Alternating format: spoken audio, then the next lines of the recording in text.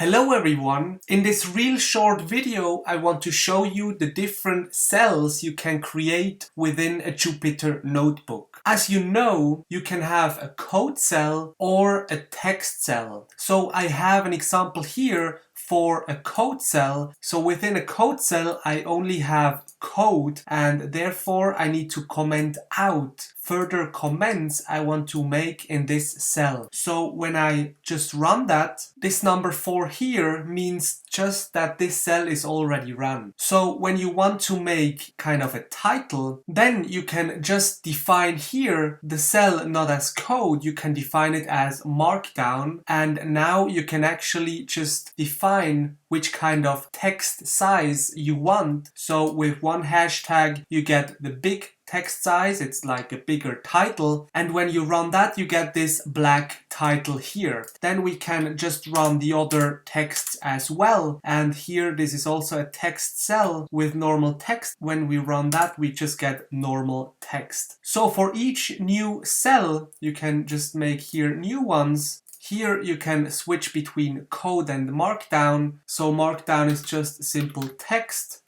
And when you want to make some heading or some titles, you can just type it here. Don't forget to make here a space. Just write here your title and then run that. I really hope this video helped. Please leave a like and subscribe for more useful content on how to use Jupyter Notebooks. Thanks a lot and have a nice day.